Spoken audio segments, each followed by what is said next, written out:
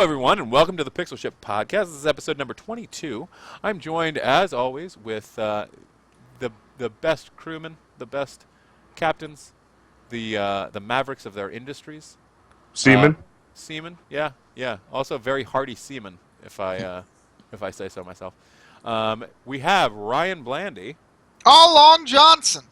We have Ryan Hayes.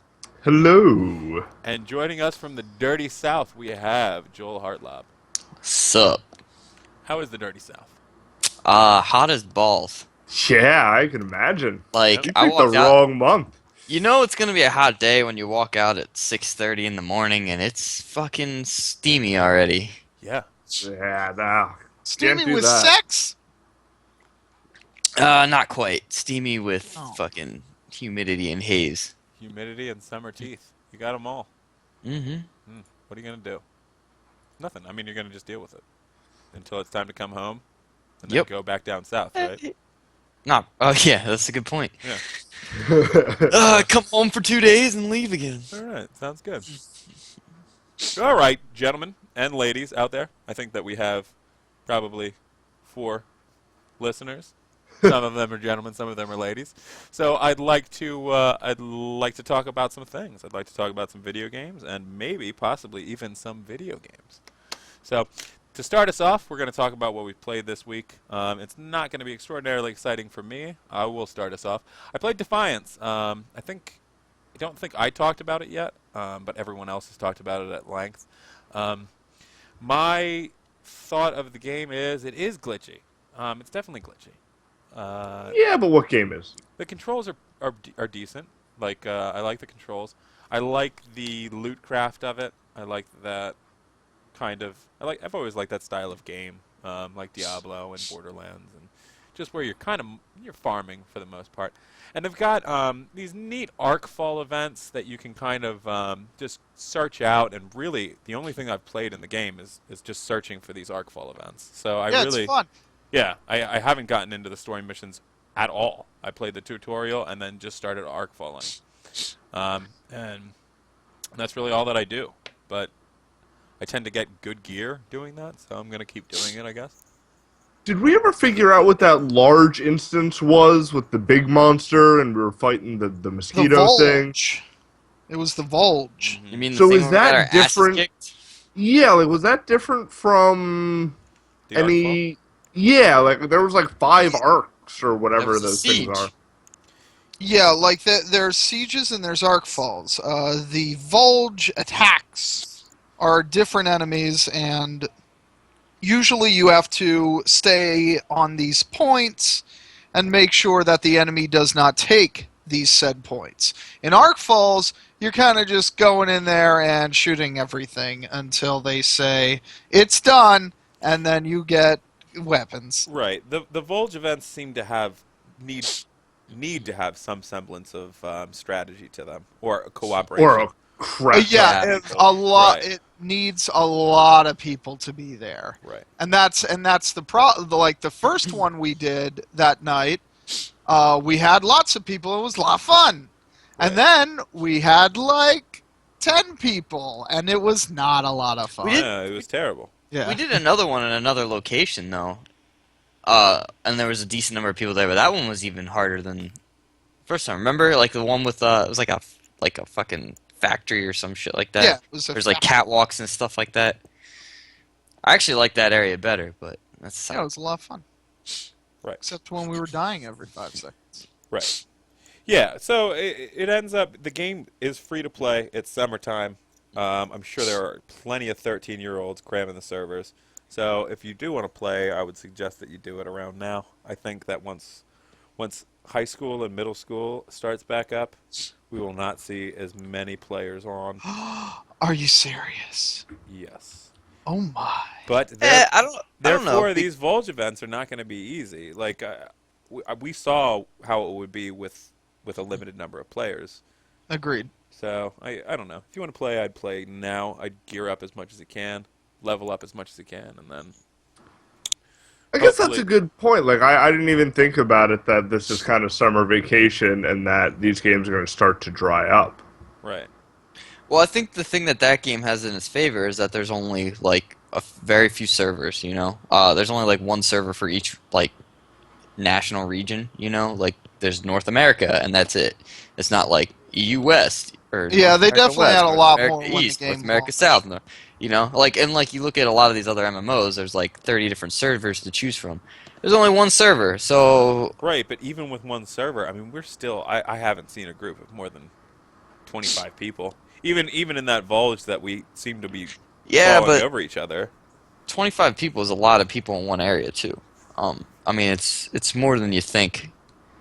Unless it's like, I mean, some of the other games where you have like the major hubs, like the big cities, where Right. they'll have Mhm. everybody. But All right. I don't know. It was just a thought. I don't know that it'll dry up that much more, but All right. Yeah. Yeah. That's how I feel like it I might think be, but I could be wrong. I have you're only played the definitely game a right. couple It'll times. probably trail off to some extent, Mm, but I think it's got the only having a few servers in its favor. that is true. All right, Joel. What have you played, sir? Unfortunately, because I'm in the dirty South, I don't have access to much of my library. So the only thing I've played is Dota 2. Dota. So I don't really have anything new. Get on your goddamn Well, sticks I and play mean, some you've Dota. been experimenting with different flavors, different Heroes. characters. To some extent, yeah. I mean, Like, Do you like by the far, guys or do you you have like the what, girls? 90 hours at least in this? 95, I think, is now. Well, how do you feel about the game now? I still think it's awesome, and I'm still going to continue to play it. Do you It's still enjoy hard it, as hell. or do you get Oh mad? yeah, I definitely enjoy it. I get mad sometimes, but I get mad. I get mad because I still suck. I mean, I'm definitely better than I was when we So first started. 95 hours of your life, and you still suck at this game. I mean, to some extent, it depends. Here's what I've learned. It depends on the character for me as well. But I found that I'm okay at setting up kills and getting kills. The problem is I get too aggressive and I die. So it's like trying to find that balance and the timing and all that stuff to where I can get the kills without dying. Um, I found that there's certain characters that I do a lot better with, like Crystal Maiden, who is generally seen as like a newbie character anyway because she's really easy to play. But I find that I mean, if I have a decent teammate in the same lane, I'm really good at setting up the kills with her because she's got a lot of slow and a lot of disable. And I don't know, I find that I like those kind of heroes better. Gankers. Is that the Gankers. technical name? Yeah, because That is the I don't know technical where name. it comes from. But Well, I mean, Gank is an old rap term, isn't yeah, it? yeah. Gank is very early From fucking. the old Latin Yeah, term it's of it's very early gangster rap, and it just means oh, to really? shoot somebody. Yeah. Yeah. I just remember. I mean, I first heard it from WoW, like people getting ganked by higher level players in PvP servers. But Yeah, I think it comes from 12-year-olds talking street on the internet. I believe that's true. And their street comes from their older brothers that listen to Warren G. but yeah, And Kilo. I found that I'm good with this ganking supports, and I'm a terrible carry because I cannot last hit for shit. Okay. All right. Which I don't means know what that means. He but can't last hit for I'm shit, going to take your folks. word for it. I can't farm gold very well, is what that means. Oh, Because I see what you mean. only Because you you have get to get the last hits. Yeah, the last hit gets you the gold for Right. gets you extra gold, and I can't I have a terrible time last hitting still, and so I've tried to avoid playing the carry heroes, which are like the main heroes that need items and stuff like that. But once they get their items, they're fucking unstoppable. Oh, okay. So I try to stay away from them, and I stick to characters that don't need as much farm and just kind of, like I said, set up ganks and create space for the carries to get their farm. So I have a Dota-related question for you. ooh. When we were playing the Dota, I noticed that there are these things, creatures or monsters or stuff throughout the map. Uh-huh. What happens if you kill them? Is that just a quick way to make money if you're powerful enough and know how to take them on? Or, like, what purpose do they serve? That's pretty much it. It's Okay, so you another can't, way like, to. aggro them and make them a it's trap or lead someone into that There are. I guy's mean, lair. no. I mean, you can use them to get like if a neutral creep like that kills you, like that's what they're referred to as neutral creeps. If one of those kills you, it denies you. It denies the other team from getting gold from you, and might actually deny experience. Oh, Or so you can like less of the flee and experience. have that thing kill you, so they don't Yeah, get the perk. Okay, no, that's pretty interesting. but there are That's very also interesting, actually. there are also there are also a couple of heroes that uh can like either like the thing Doom devours creeps, and he whatever creep he devours, he gets like their powers, like if they have like a special power. Uh, Um, and then there's a couple that like take over He's the creeps, Highlander. like they can like I guess kind of Yes. not really possess them, but convert them to be friendly creeps, and and then then do they they can just pick a control them, lane and wander? and they can control them. Yeah, Oh, like a player. yeah. Oh, So cool. yeah. So at that point it starts to become a little bit more like an RTS, but uh, I don't know. It's that's definitely not for me because I can barely like I have enough. High level play. Yeah, I have enough of a hard time controlling the one fucking character I have, so I'm not even ready to start trying to go into fucking jungles and possessing creeps and all that stuff. So Right on. wait, yeah, I don't All know. right, fucking Dota. It's fun. Soda. All right, RCB Blandy, RCK Blandy. Sorry, what have you played, sir? You get it right. So, Team Fortress 2, obviously, boom, get that out of the way. Then, I didn't play much because I was editing, but I did play Dead Rising Super Ultra Alpha Squared Dead Rising 3 thing. So And it's fun. I've seen some video. Is that online only, or is it just kind of these like No, little I mini played, rush modes? I played one player. I don't like to play with people. Okay, I didn't know. But It you almost can. seemed like You a can deathmatch arena. you can have up to 4 people play with you, Mhm. and you go through kind of an arcadey beat 'em up kind of deal. You get different power ups that are from Mega Very Man and stuff arcadey. They like like that. literally have like pixelated power ups that say like "pow," don't they? Yep. Yeah. That sounds pretty Yeah, arcadey. it's very old school arcadey. Just beat 'em up. They even have beat this car up from Street Fighter, and then you could dress up as the Street Fighter people, and you got to unlock stuff and get coins, and yeah, it's some throwback old school fun with the new school, And this is a and zombie game. for Yeah. $10, it's fun.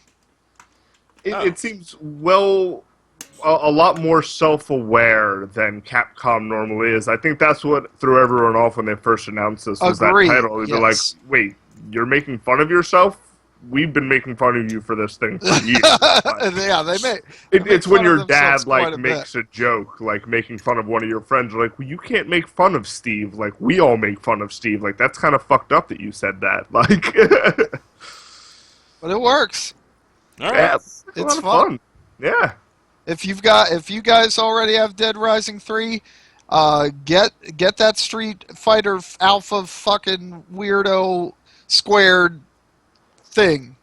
Maybe one Uh, day when it eventually comes out for the PC. yeah, exactly.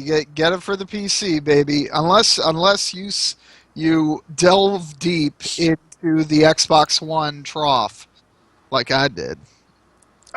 Not to say I will never pick one up, but there's not enough there for me to even consider purchasing one yet. Hey, keep it in mind, Sunset Overdrive. You get a white Xbox One Oh, and jeez. Sunset Overdrive for $400. Do you get the Kinect? Nope. No, no more Connect, man. No more Fuck packet. that thing. Sweet. All right. Well, this is all very exciting and riveting. Ryan Hayes, what have you played, sir? A bunch of stuff. I've been playing my Vita a lot. So when I first picked up my Vita, I wasn't sure. I always heard there's no games for this thing. There's no games for this thing. And people are totally right. There's not a lot of games for this thing. But if you have PS Plus, they are giving you enough solid content to really kind of keep that thing in your hand. And I understand I'm paying a monthly fee for this. They aren't technically free, but I'm getting enough kind of content every month that's kind of holding me over. This month for the Vita, we got Fez, Proteus, Metrico, and Dragon's Crown. I didn't get a chance to try Proteus or Metrico yet. Proteus was the game that was out for the PC that's kind of like you wander around. It was a lot of fun. I played it on the PC, so I really no rush to play it for the Vita. Metrico is kind of like a platformer puzzle-y game. It's supposed to be really interesting, but I spent most of the time on my Vita starting to play Fez again. Gross. Yeah, And gross. I agree. I really like it on the Vita. I'm going to try to stick with that and get a little bit further. It translates very, very well to a handheld. And it's also cross-play on the PS4 and PS Vita, so I can kind of move it to my TV and kind of continue my game, which is super nice. And then Dragon's Crown, which is kind of a super stylized beat-em-up RPG. It's like Golden Axe. Yeah, kind of like Golden Axe. Golden Axe with Wait, what is movie. it called? What is it? Dragon's Crown. Dragon's Crown. It was out for the PS3 and the PlayStation Vita. Yeah, it's a pretty neat game. The art style is really, really cool, minus the overly exaggerated proportions of some of the characters. Seems a little tasteless, but you know people have already talked a lot about that. And very fapful. Oh, are there girls with large Babylons? Yeah, there's Like- Babylon. Like inappropriately proportioned to the point where you're like, I understand. This broad would tip over. Yeah. So, but if you can get past that part of the game itself is excellent. It's really fun. The combat feels really good. There's tons of kind of loot and stuff. So yeah, I'll probably kind of play that. But on the Vita, I've been spending most of my time just kind of messing around with Fez again. All right. And then I picked up a game I have been looking at for quite some time, and it is Sanrio World Smash Ball. And I've been playing the shit out of that game, which is a Super Famicom, Japanese Super Nintendo, Yeah, I was gonna say, two-player... I've never heard of this. What is this? It's a cross between Pong, Arkanoid, and an old Neo Geo game called oh gosh, what is it? It's like an extreme frisbee game. But it was on a stream that I was watching a little while ago, and I really wanted to pick it up, and I was having a hard time finding it for a reasonable price, and I finally picked one up for like $10. And holy shit, is that game fun! And I promise you, gentlemen, next game that we have, I will be bringing my Retron and a copy of Sanrio World Smash Ball. So your and we Retron- play the shit out of it. Your Retron plays Famicom games? Oh yeah, absolutely. It plays Super Famicom games. Oh, okay. The new one, I believe, plays. Don't hold me to this, but I believe it plays regular Famicom, and it plays Master System, but I'm not 100%. Mine only plays Sega Nintendo, Super Famicom, and maybe one other variant. But I also think it's region free, so you can play like PAL games and shit too if you want. Right. That may not be true though. Now that I think about it, because it's not digital out, it's just composite out, and the whole thing with PAL is it's a different frame rate. All I know is I can buy Famicom games, and there's a ton of super cheap, super awesome Super Famicom games that you can get on eBay and Amazon and Half.com and other websites. So. All right. I You also just have made us our ad dollars. Thank you. Yeah. Then some computer games, but nothing remarkable. I started playing Trine 2 again with the lady friend, and then had to turn it off because I was really disappointed with how shitty that game gets toward the end. You know, it does. It does. And it's so good at the beginning, isn't it? And I loved the first one. Like, the first one was such a great game. I enjoyed that from the time I turned it on to the time I finished. And I, had the same kind of ambition going through 2. And now that we were at the end of this game, playing co-op, like, it made me rebalance because I didn't have a certain skill. And, like, yeah, there's a button for it, but it took me, like, a solid 10 minutes to figure out that I could even do that. Right. Because it didn't occur to me that they would just gate something with a skill that you might not have put points in because you have 3 fucking characters. And yeah, just shit like that really started to piss me off toward the end. The ending seemed rushed. Like it didn't have the design that the entire first game and the first half of the second game had. Right, right.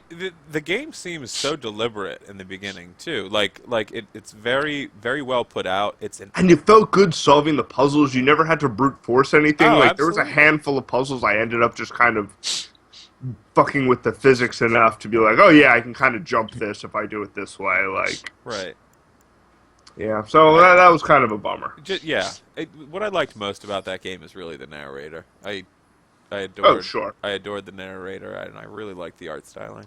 It's a good game overall. I mean, I didn't get to the end of it, so if it gets really terrible towards the end, it did start getting stupid at one Yep. point for me. So I'll probably never finish that game. Maybe I'll hop on YouTube and watch the actual end of the game in Right. case they decide to make a Trine 3. But I hope they put a little bit more TLC into the Trine 3's entire game this time. I would agree. And you probably picked it up for what? On a Humble Bundle for Oh god, yeah, I have $4. like 4 versions of it and like Right. keys, and I think I've even given keys to maybe some of you guys because it's like I don't know, I keep getting this game. Right. But, All right. Anything else that you played? Uh, no, that's more or less it. A lot of Vita, and then a lot of fucking Karopi hitting frisbees at some weird fucking swamp monster that I didn't know was a Sanrio property. Okay. All right. So big ass titties and some Fez and some Hello wonderful Kitty. Famicom games. Wonderful. Yeah. All right, lovely. So we're gonna move on a little bit, and before news, I'd like to do a little bit of a question, throw out a question, maybe 2 questions. First, let's talk about our favorite controllers. So our favorite controllers that have ever been in existence. Let's start with you, Ryan Blandy, because I'm sure your favorite controller is your wiener. So let's hear it. It's not a Oh mouse-based man, video mouse game. and keyboard, not. Fuck that. I'm going to say that I think actually the Xbox One controller is my favorite. All right. It's a damn good controller. Any reasons I behind love it? those analog sticks. Yeah. The comfort is fine, but those analog sticks put it over. I mean, And you the- know, the can you go back in time? No. Some of these controllers were dog shit insane. The best controllers on the market are the ones right now because of evolution. Yeah, I And find the Darwinism. D-pad to be lacking on the Xbox. Yeah, Oh, the yeah. D-pad is absolute garbage on the Yeah. Xbox One. Well, okay, that's not fair. The D-pad not- is absolute garbage on the Xbox 360 controller. It's just trash on the Xbox One controller. Right. I thought it was the other way around. I thought the 360 controller had a better D-pad. You think? I never liked the feel of it. I'm not the- saying it's a great. I'm not saying it's a great D-pad, but I think it's better than the Xbox 360 one. Or the Xbox Dual One. Shock, But we the new can't Dual all Shock. have I mean, the I'm sorry. D-pad I'm sorry. of Nintendo, okay? I'm sorry. It's copyrighted. I meant I think the 360 one is better than the Xbox One. I I agree. think that's what you said. Yeah. I think that I agree with Joel. I mean, it's semantics here. They're both not very good. I'm holding both in my thumbs right now. Yeah. Right thumb is the Xbox 360, left is Xbox One. No, I kind of almost do enjoy the round kind of circle-y. It just feels a little mushy. That's my only complaint. Yeah. Like, it doesn't feel precise. It's- At least the it's Xbox it's One definitely feels spongy. precise. Yeah. But All right. Well, we got the Xbox One controller. Joel, what would your favorite controller be? Sony DualShock 2. Sony DualShock 2. Ah, All right. what? They took the analog from the original PlayStation, Right. made it a lot better, and then I don't know. I had the fucking blue. I had the blue DualShock 2 controller that I used pretty much the entire time that I had my PlayStation That 2, is- and I still have Yeah, it. but that's nostalgia. No. That doesn't count. It's not no, nostalgia. no. Fuck you. the because- question is favorite, first of all, not right. best. Yeah, and not only that, but Joel is absolutely right. Those controllers would not fucking break. Like, they just wouldn't. They would last forever. I still have the I- same DualShock 2 that I've always had. I still have it. I still have the same blue one. The vibration works. Everything still works perfectly, Yeah. and I can't complain about it at Yeah, all. I gotta agree. That's That's a good controller. All right, Mr. Hayes, what's your favorite?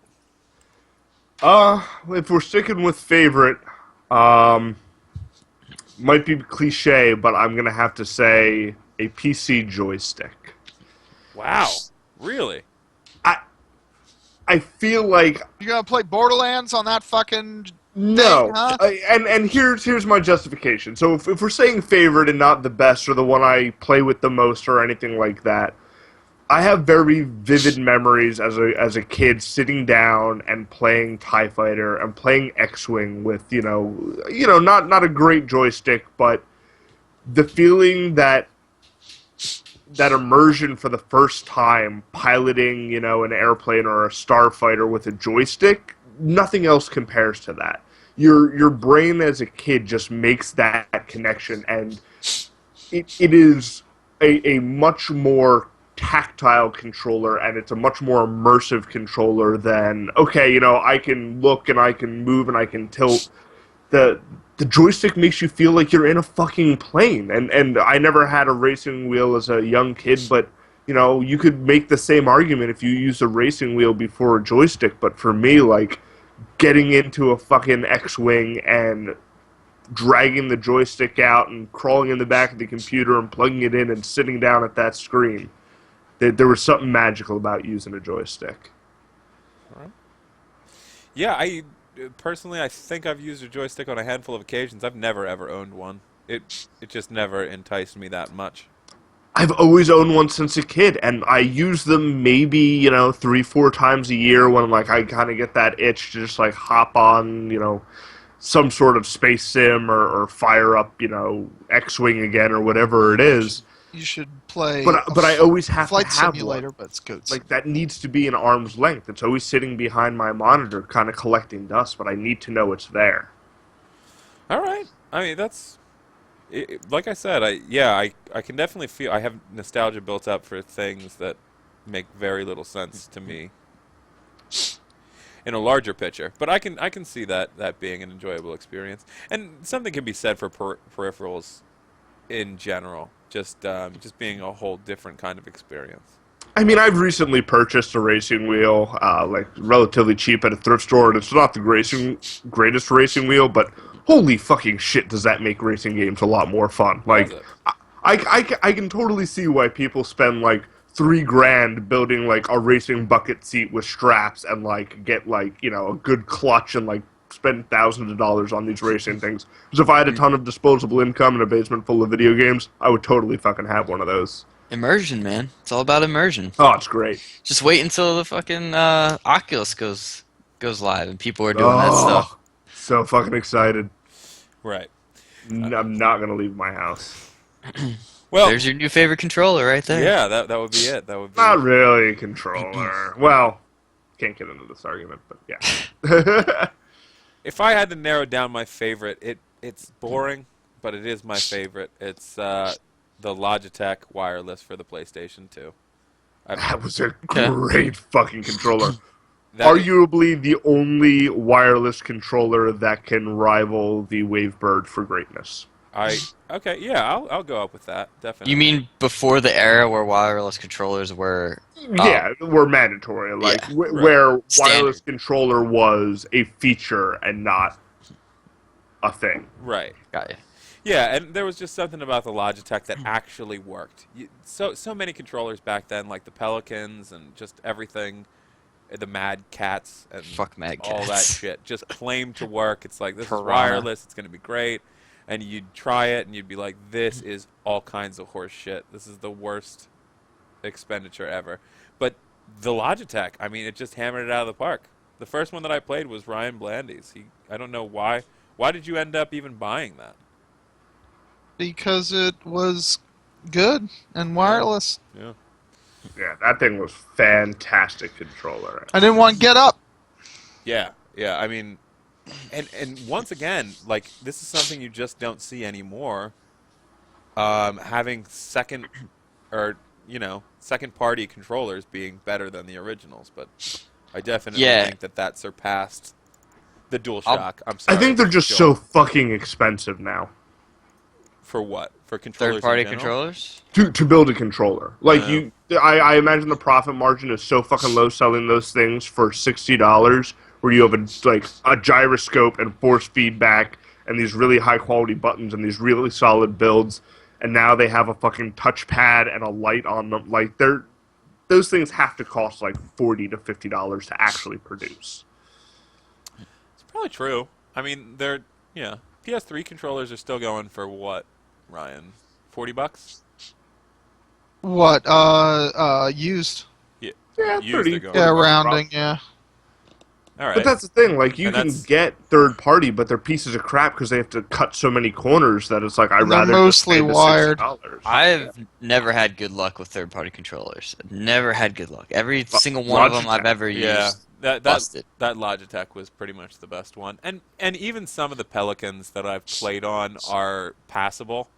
I'd say they're close to OEM, close enough to warrant the $20 price cut that they used to be, but anymore I just don't play them. I honestly don't. I went into a game retailer and was looking at some third-party PlayStation 3 controllers and some third-party controllers in general, and I just like, so I could buy this, and it's probably going to suck, is really what it comes down to. And then I'm going to get it home, and I'm not going to want to return it because it's a hassle, and then I'm going to have this shitty controller that I spent $30 on because I just wouldn't spend $40. You know, like, Yep. it's not worth the hassle when it comes Though, down to it. say what you will about Mad Catz, credit where credit's due, they make a mean fucking arcade stick. Really? Is that what you Yeah. have? I have a Super Street Fighter 4 for PS3 Mad Catz arcade stick, and I fucking love that thing. I'm really, really upset it doesn't work on the PC, because apparently the 360 version did. Right. But, yeah.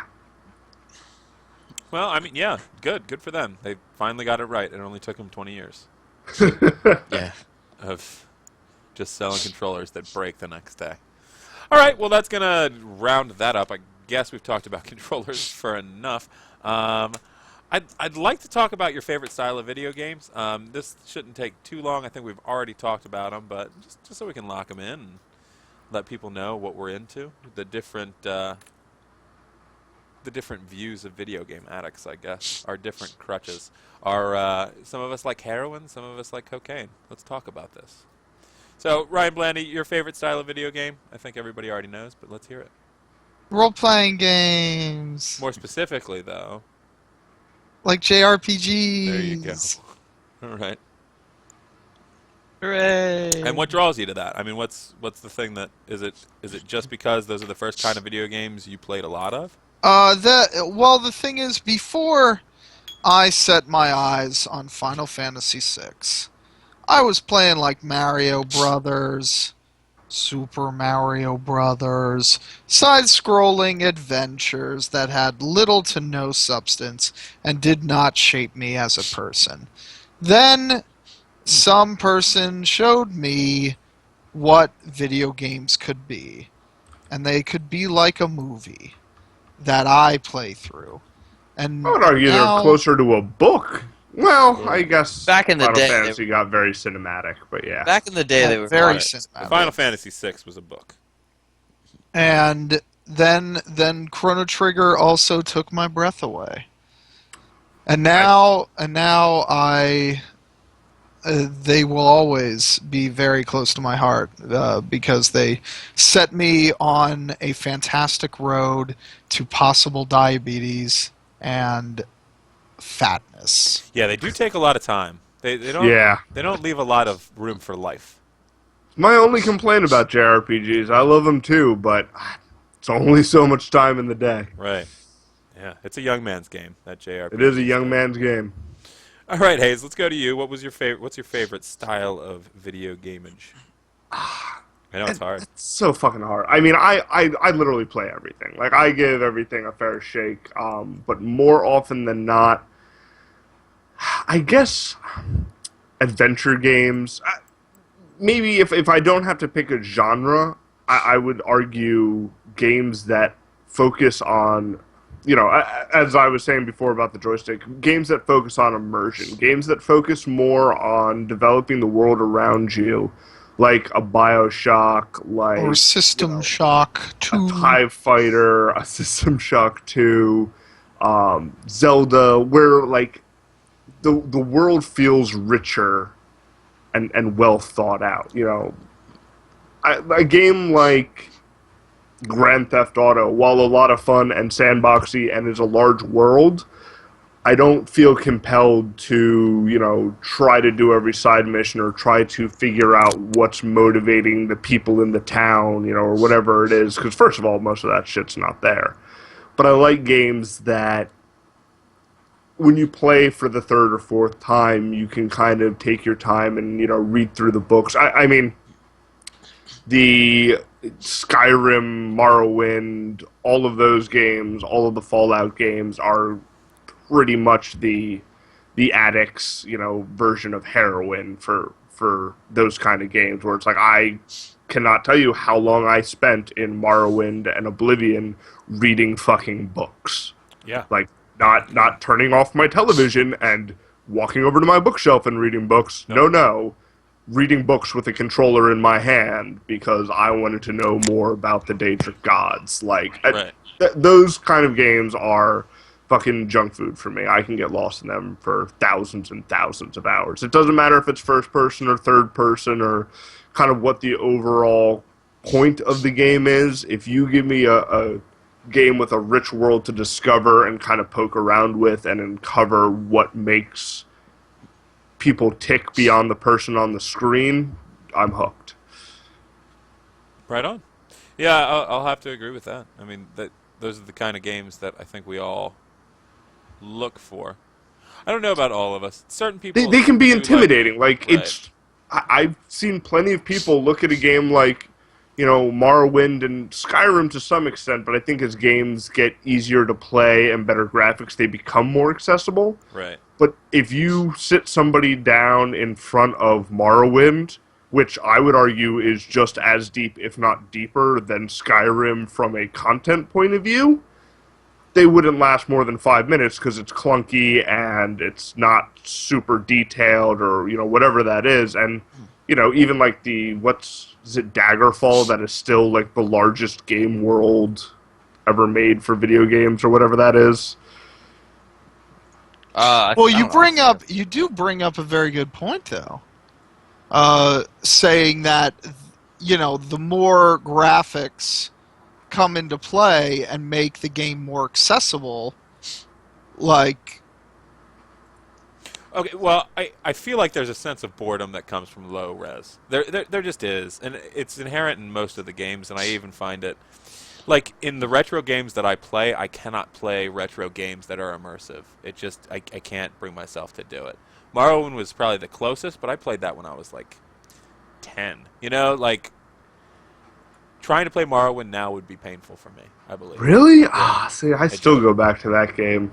Yeah, I own it. I just I can't tell you the last time that I've even thought about putting it in. Just sheerly for the fact of and Morrowind is a great game. It's a great game, and it's got great story to it, and there is that sense of immersion and collectability that I look for in video games. I just would rather play Skyrim when it comes down to it. I'd rather, not get a headache from I low think res. part of that for me, like I mean, if we're gonna go talk about these games, like I loved all three of those, and I would say that Morrowind probably was my absolute favorite, just based on the environment that you were in. Vardenfell was, in my opinion, way more interesting than anything that fucking Skyrim or Oblivion, especially, had to It was offer. just kind of a magical world too. Well, I mean, it was different. It wasn't your standard like Yeah, medieval like sort of thing. Like it had a lot of, it was quirky. It was quirky, but it wasn't like weird quirky. It was like cool it quirky. wasn't goofy. Yeah, it was nice. But the thing with me that I think Morrowind for me suffered with, like if you look at Oblivion and Skyrim, the gameplay, like the combat, oh, the combat was it's atrocious. Yeah, terrible. yeah. And I just like I played a lot of that game, and I probably got further in that than I have either of the other two. But I just like I don't know, man. Like if I look back, I wish they would just remake Morrowind with like better combat.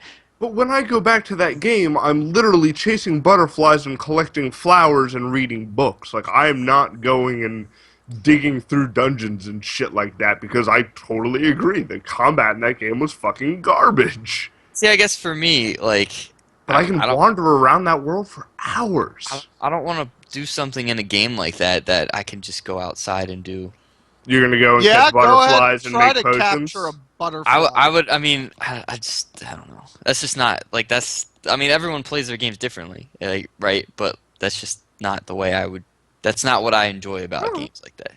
we're not talking about games you enjoy. We're talking about games I I enjoy, That know. is true. motherfucker. These are the games It's a that. very good point, Yeah. but I think it just brings up a good. It's just No, a good. yeah, no, I'm giving you a hard Yeah. time. Well, let's go ahead and talk about the games that Joel does enjoy. Joel, so your I favorite, can shit on them. favorite For it, style man. Go or for it. genre of video gameage.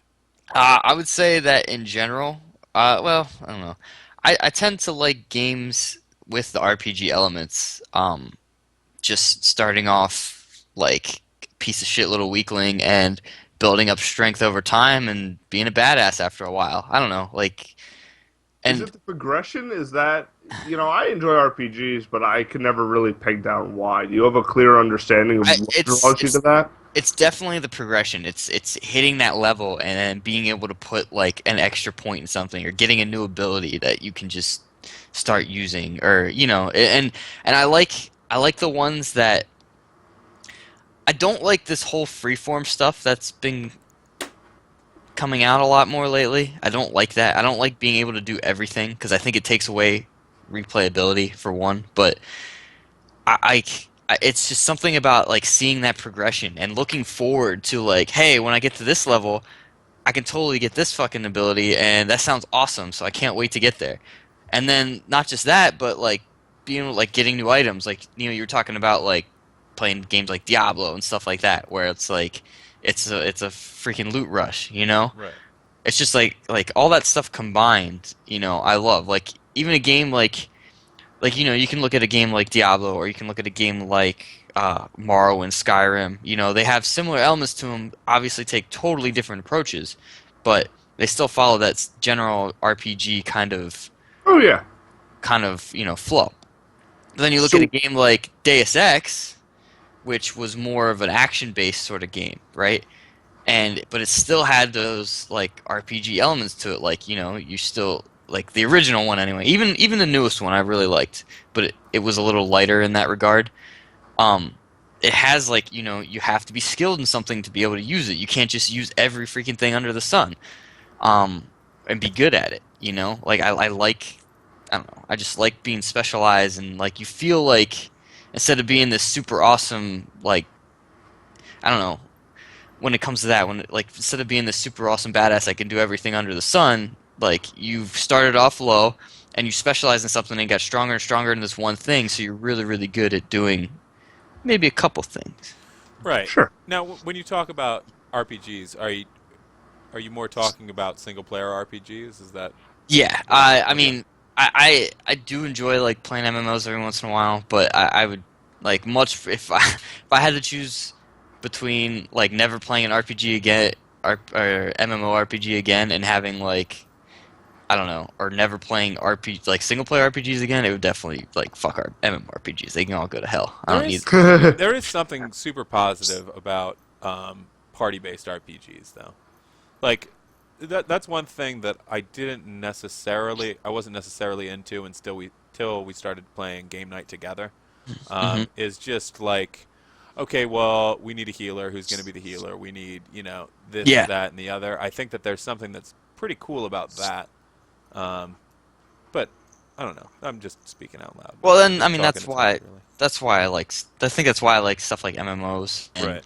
like Dungeons and Dragons because I mean we don't we try not to do that kind of thing, like oh who's going to be the melee character, who's going to be the healer, but at some point somebody realizes oh shit we have three mages and no healer, we're fucked, Right. and Player fucking class. somebody Right. makes a cleric, Yeah. so I don't know like just those kind of games in general. I mean like Mass Effect.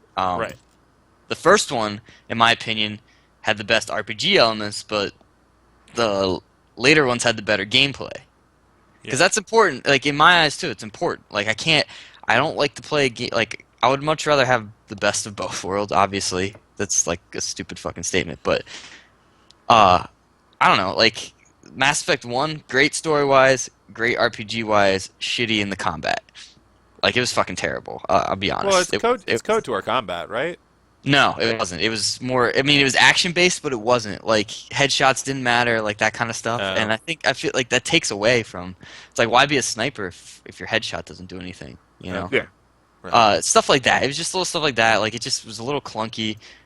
They sharpened that up in Mass Effect 2, but they took away a lot more of the RPG elements to Right. it, and I didn't like it as much. In Mass Effect 3, I felt like kind of blurred the lines between the two to some extent. I feel like that's every video game now. Like we talk about RPGs, and all three of you have pretty much said your favorite video game styles are RPGs. Like, Yep. Sure, yeah, Hayes, just really, different iterations of it. Yeah, right? Yeah. So, but with modern video games, I mean, it's most of it is RPGs. At least if you Yeah. break it down on a level, it's still a fucking RPG. You it's know, because like it's Yeah. much more Well, even- rewarding. Even Right. Call of Duty multiplayer, you get levels and you get new equipment. Right. Like, Right. and I see it's the sense of accomplishment and the reward. Like that's what it is. And it also makes games last longer. It's you have to do less, like basically to make a game like Call of Duty RPG-ish and therefore last longer. All you're doing is making a spreadsheet and building a timeline for when things Yeah. get done. Instead of saying, "Oh, this game has 1,000 guns in it. Here they all are." Right. You can say, "Okay, you're going to get one gun." Essentially every week or whatever it is. Right, and I think I feel like it works out for you guys that are really into RPGs. But I wonder how many people are getting left behind because RPGs really aren't their cup of tea. Like that's not. They're really- not. They're playing games on phones, or they're playing games when they look interesting and kind of moving on with their lives. Yeah. Like it's I mean, that may be a reason why indie games have had such, Right. or like the retro games have had such a resurgence too. Is Right. that yeah, that's a good point. the people that are not into that kind of stuff are the ones that more enjoy the retro stuff. I mean, I like a good retro game every now and then, but I mean, Yeah. it's not something that completely draws me to a game. And that segues me into myself. I am not a huge fan of RPGs. I do like immersion games, like Ryan Hayes says.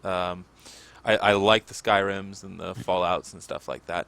But when it comes to actual like meat and potatoes JRPGs, never. I've tried too many times. I think that I've just written it off. I'm gonna play Final Fantasy VII when I. You're gonna have a hard time now. Like we were saying, it's a young man's game. Like it is Right. something that when I was 12 years old, it is what I did for an entire long weekend. Like Right. that is how those games are played.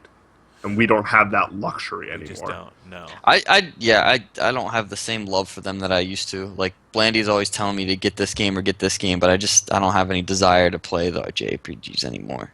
Right. Right. It's unfortunate.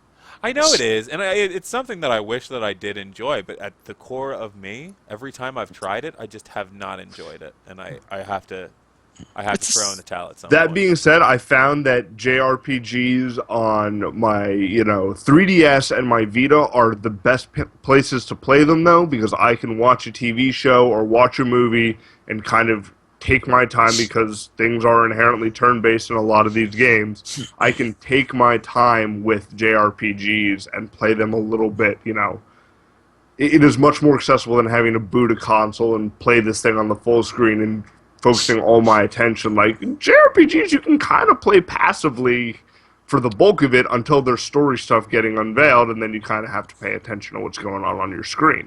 Yeah, They're a lot slower paced. yeah, it's definitely a lot slower paced. But anywho, so anyway, JRPGs not my real cup of tea. RPGs in general, I do like to some extent, but they have to have some kind of niche to get me into them.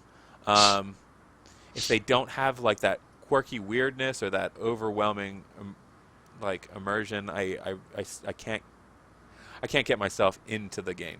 So my favorite style of games is RTSs. I don't think this is any surprise to anyone, but yeah, real-time strategy would be. You're not the one playing Dota.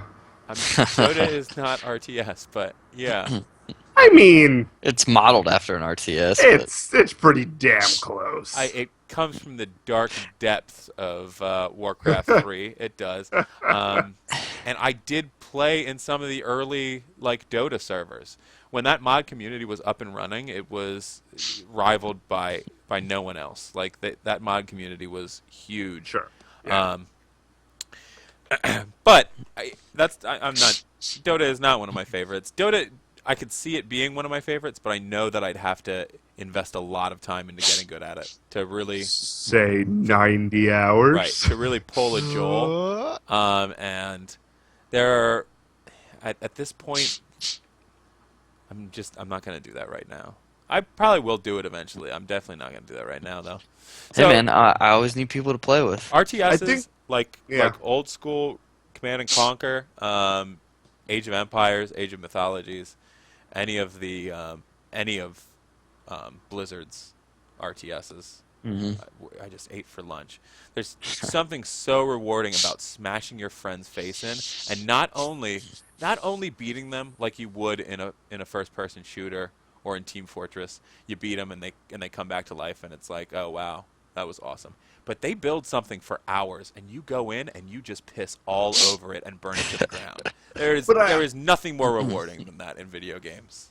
I think that's the nice part about RTSs is they feel a little bit more substantial than a deathmatch or something like that because they're not 5, 10, 15-minute rounds. Right. You're playing for about an hour and a half on like a really good game, and when you win, you feel like you fucking accomplished something, not, oh, I ran around on this map for 15 minutes and got X number of kills. It's like, no, man, like I fucking bide my time, waited for his Right. defenses to be down, and like I had this little reserve, and they were kind of sitting over here waiting for him, and he didn't see him because he was only looking at my base. Like, I totally see the appeal of RTS, but they still require a very large time commitment. I would say Good. not dissimilar to JRPGs, only the time commitment comes from having to beat human beings versus paging through 1,000 pages of dialogue. Right. But everybody plays differently. It really is more of a man versus man than any other game that. A game of chess. Right. Yeah. The strategy of it I do love. And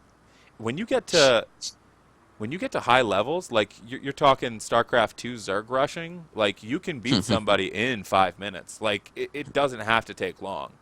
Like you can destroy 3 players in 5 minutes. You know, the nice thing about that too is like, you know, you can counter that, and the problem is if you counter it, like if it's countered, you're kind of fucked. Right, exactly. Like, and that's like when you get to this level of, I didn't get into StarCraft 2 as much as, and you know why? It was because of the Koreans. Is really why I didn't, because I did try to get into it. And That's racist? It's not, because it is. It's They're the from Koreans, man. Korea. They're from Korea, and they just stomp your face. I don't know if they paid somebody to get the game early, but from the first time that I booted up and went on multiplayer, they ate my asshole for lunch. Like, It's because StarCraft has been like a national sport for them for years. yeah, right. So I don't know. It's just the way, yeah, it's their like football internet is here for us. cafes are structured, like that's just what they play. I mean, like we talk Oh, about it is. I mean, esports. We talk right. about esports here every once in a while. Like we were talking about the international a couple weeks ago. Right. I mean, that shit's been going on in Korea for a long time with StarCraft. For the same reason, I am willing to bet that I could kick a South Korean's face in at Counter-Strike because that's all I fucking played as a kid too. So you give me someone who has equal exposure to Counter-Strike as I have to StarCraft, and then we'll see who's who. All right. I'm just saying that's why I never invested that much time into StarCraft 2. I mean, I did enjoy the game. I played through the campaign. I played some multiplayer, but I didn't even come close to investing as much as I should. I don't know. I could never be good enough at the games. Like I would play StarCraft with my friends back and I would always lose because they were always better at it than me. There's just something there for me that I just can't grasp. Being able to multitask like that, I think, like you know, it gets down to a science. Like when you when you get your hotkeys going, like you really do feel unstoppable. Like yeah. your muscle memory kicks in, and you're just doing it.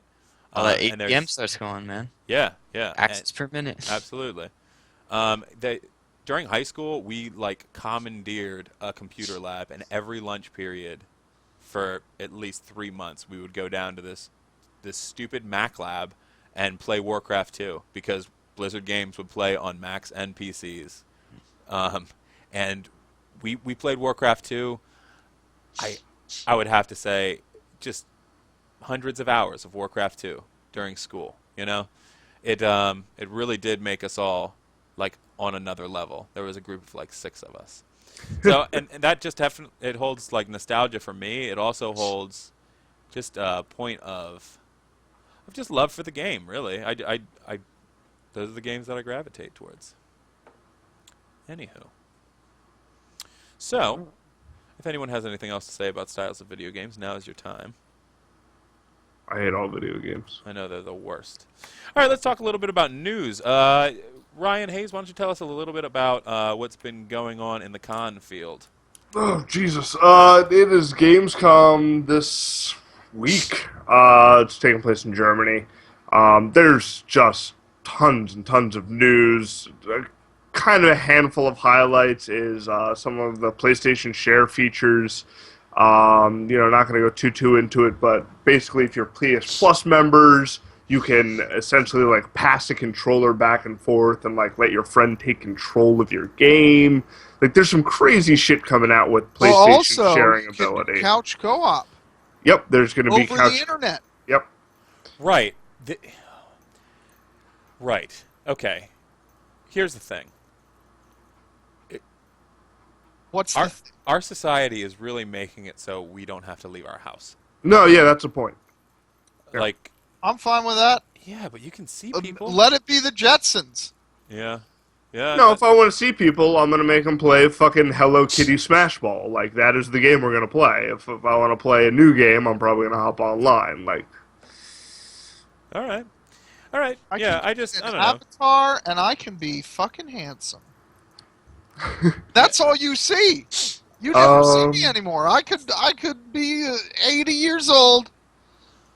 All right, but so, in other news, Goat Simulator is coming to the Android. That's probably going to continue to run like shit because, god damn it, that game barely runs on my computer without taking a shit into the ground. But I'm still probably going to buy it, and it's going to be a lot of fun because that game is fucking ridiculous. So, yeah, get Goat Simulator on Android because fuck it. PlayStation Vita TV is coming out in the US. I already forgot the day. Yeah, it's coming out like this Christmas. October 14th. Yeah. Which is basically a micro console. You can play many of your Vita games, not all of your Vita games, but many of your Vita games on your television. And PlayStation on 1 and PlayStation 2. Probably the best part about this system is the fact that you can use it as kind of a streaming point for your PS4, which I think is probably the most appealing part about it. It's about $99 without the controller and $139 with the DualShock 3. But I can see myself picking this up down the road if I want to play the Vita, or the PS4 in my bedroom when I have the PS4 actually in my living room. yeah, that is definitely something that's pretty cool about it. I have to agree there. And not to mention playing Persona 4 Golden on the TV. Yeah. Or you can just play Persona 4 on the TV because it's a PS2 game. Yeah. John No, Romero. not Golden. There's a difference. John Romero is making a new first-person shooter, and people continue to not really give a shit about it because he burned no us so one's bad gonna- with Daikatana. So we'll see what he ends up doing with that. Xbox One has a new bundle. It's white. It doesn't come with the camera thingy, and it doesn't have the alternate 1 terabyte hard drive that is going to be a separate bundle at a later date.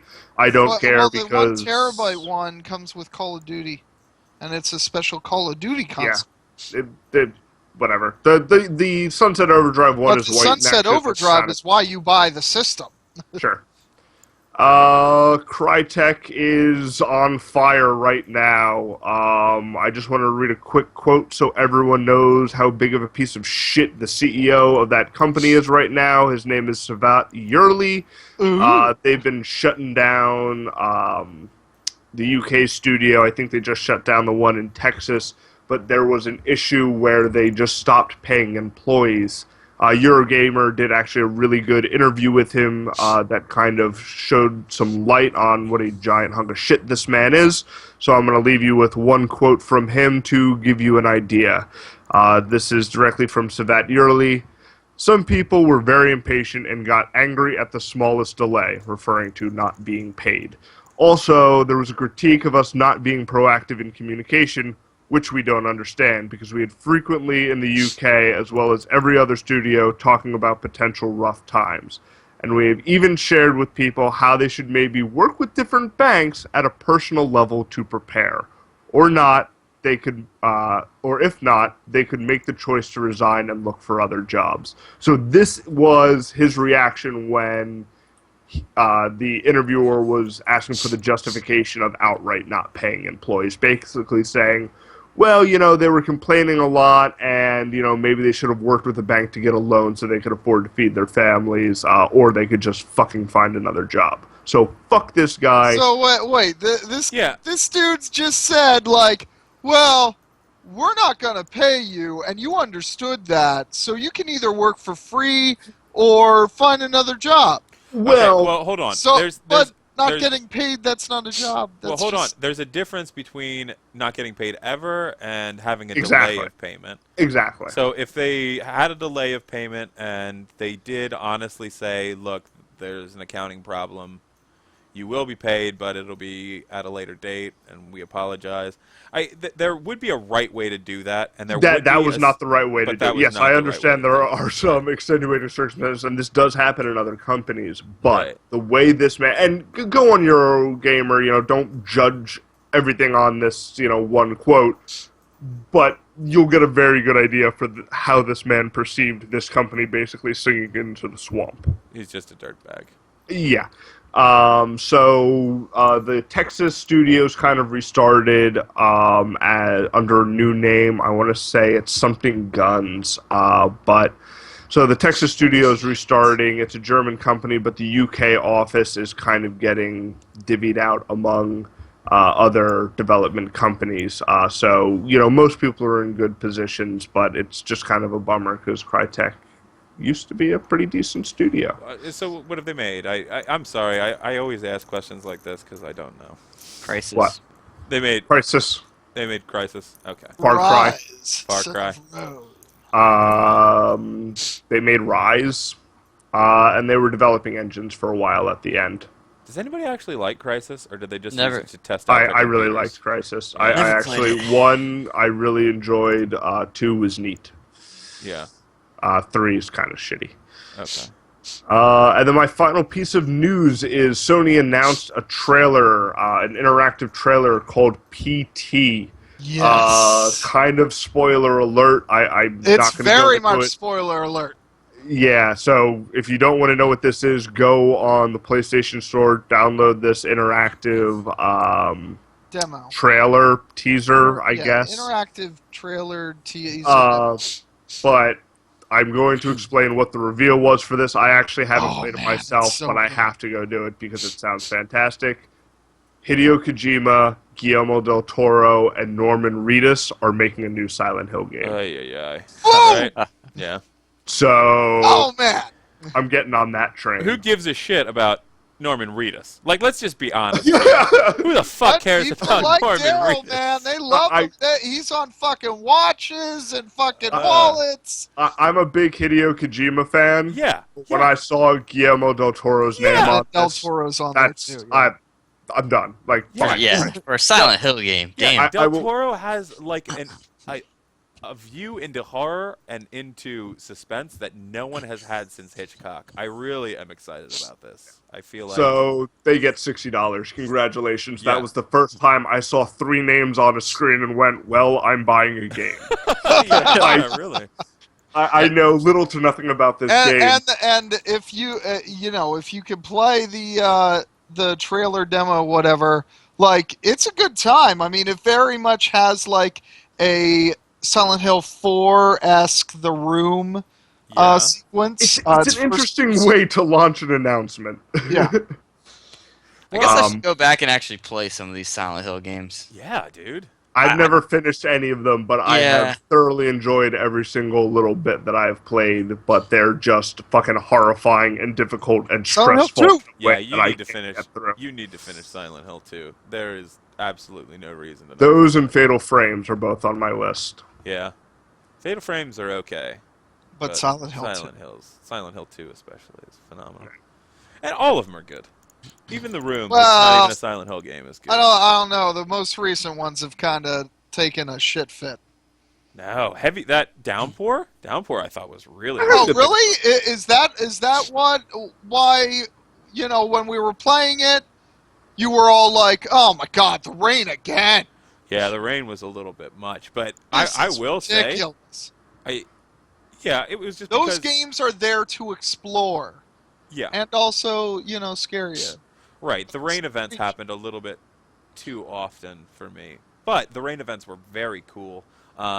It was extraordinarily different when they had the like, I don't know, that light that would come behind you that you had to run away from. Yeah, And it was really like it was a different style of game. It was not a Silent Hill game. no. You were haul out. You were just balls to the wall, running away from this light, trying to pick the right passageway to go down, hoping it's right. It was a very very cool, different take on Silent Hill games. But new one, yes, I'm Yeah. super pumped. That's awesome. And on the new systems. And Yeah. on the new system. So that's going to be exciting, and obviously more information will be coming out on I that. wonder But if I thought it was worth mentioning. Something to keep an eye out for. Looks like Definitely. there's actually a decent amount of horror games that are coming out. So we'll And see. I gotta say, Kojima. Well, first off, it's using the Fox engine also, which looks great. And then second off, Kojima's doing another game, people. Isn't this big? Yeah, but we don't know. Motherfucking Metal Gear motherfucker Yeah, goes but- like, I do not want to do another Metal Gear. Hey, he's not doing another Metal Gear. Yeah, we'll see. He got Yeah, we his don't know wish. what everyone's involvement is. Right, so exactly. you know, I don't remember little Del too Toro early. ever being involved in a video game, though. He might have had his name on a Hellboy video game. I'm pretty sure he expressed an interest a little while ago. I think it was around the time of Pacific Rim. He was talking about how he would like to make a video game. Yeah, I think I remember hearing something about that as well. and then he chose Silent Hill.